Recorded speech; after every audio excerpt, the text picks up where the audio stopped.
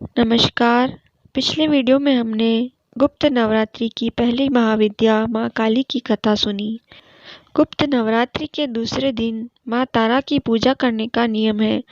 माँ तारा जीवन में आने वाली सभी विपत्तियों, आकर्षण और संकटों से छुटकारा दिलाती है। माँ तारा की साधना पूर्ण रूप से अघोरी साधना होती है। माँ तारा की साधना करने से मनुष्य को लौकिक सुख के साथ शांति और समृद्धि भी प्राप्त होती है। देवी तारा अपने सभी भक्तों और उपासकों की सभी मनोकामनाएं पूरी करती है। साथ ही वो मुक्ति प्रदान करने वाली देवी है। बौद्ध धर्म में भी तारा की उपासना को बहुत महत्वपूर्ण माना गया है। भगवान बुद्ध ने भी माँ तारा की उपासना की थी और साथ ही भगवान श्री राम के गुरु वशिष्ठ ने भी पूर्णता को प्राप्त करने के लिए माँ तारा की ही उपासना की थी। शास्त्रों में माँ तारा को 10 महाविद्याओं की दूसरी विद्या बताया गया है। ऐसा माना जाता है कि माँ तारा का स्वरूप माँ काली के समान होता है। अगर कोई व्यक्ति तांत्रिक शक्तियाँ प्राप्त करना चाहता है तो उसे माँ तारा की विशेष साधना करनी चाहिए। माँ तारा की पूजा ज़्यादातर अघोरी, तांत्रिक और साधु करते हैं। माँ तारा के 3 स्वरूप हैं। इनका रंग नीला है, इसलिए इन्हें नील सरस्वती भी कहा जाता है। इसके अलावा माँ तारा को उग्र तारा के नाम से भी जाना जाता है। माँ अपना उग्र रूप धारण करके अपने भक्तों के सभी कष्टों को दूर कर देती है और मोक्ष प्रदान करती है। देवी तारा के तीसरे स्वरूप का नाम है एक जटा। एक जटा मोक्ष प्रदान करने वाली देवी है। माँ का यह स्वरूप सत्व गुणी है। देवी एक जटा शिव को अपनी जटाओं में धारण करके उन्हें मोक्ष प्रदान करने वाली देवी है। देवी एक जटा अपने भक्तों को मृत्यु के पश्चात अपनी जटा में स्थान देती है और साथ ही मोक्ष भी प्रदान करती है। अब आइए सुनते हैं माँ तारा की उत्पत्ति की कथा।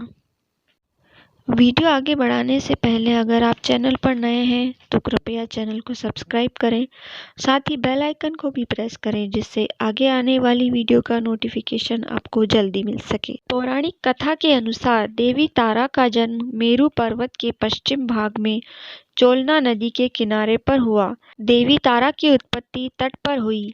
हयग्रीव नाम के दैत्य के वध हेतु देवी महाकाली ने ही नील वर्ण धारण किया था। महाकाल संहिता के अनुसार चैत्र शुक्ल अष्टमी तिथि में देवी तारा प्रकट हुई थी। इस कारण यह तिथि तारा अष्टमी कहलाती है। चैत्र शुक्ल नवमी की रात्रि को तारा रात्रि कहते हैं। सबसे पहले स्वर्गलोक के रत्नद्वीप में वैदिक कल्पोक्त तथ्यों तथा वाक्यों को देवी काली के मुख से सुनकर शिवजी अपनी पत्नी पर बहुत प्रसन्न हुए। शिवजी ने मां पार्वती को बताया कि आदिकाल में भयंकर रावण का विनाश किया, तब आपका यह स्वरूप तारा नाम से विख्यात हुआ। उस समय आपका रूप बहुत विकराल था। आपका यह रूप देखकर सभी देवता भयभीत हो गए थे। अपने इस विकराल रूप में आप नग्न अवस्था में थी, इसलिए आपकी लज्जा के लिए ब्रह्मा जी ने आपको व्याघ्र चर्म प्रदान की। इसी कारण से आप लंबोदरी नाम से विख्यात हुई।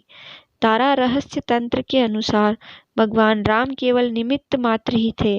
वास्तव में राम की विध्वंसक शक्ति देवी तारा ही थी, जिन्होंने लंकापति रावण का वध किया था। माँ तारा से संबंधित एक और पौराणिक कथा मिलती है, जिसके अनुसार माँ तारा देवी की उत्पत्ति उस समय हुई थी जब समुद्र मंथन से विष निकला था, तो उसे भगवान शिव ने ग्रहण किया। विष ग्रहण करने के बाद भगवान शिव के शरीर में अत्यधिक जलन और पीड़ा होने लगी थी। भगवान शिव को पीड़ा से मुक्त कराने के लिए माँ काली ने दूसरा स्वरूप धारण किया और भगवान शिव को स्तनपान कराया, जिसके बाद उनके शरीर की जलन शांत हुई थी। तारा देवी माँ काली का ही दूसरा स्वरूप है। यही है माँ तारा की कथा। आज के वीडियो में बस इतना ही। चैनल को सब्सक्राइब करना ना भूलें। राधे राधे।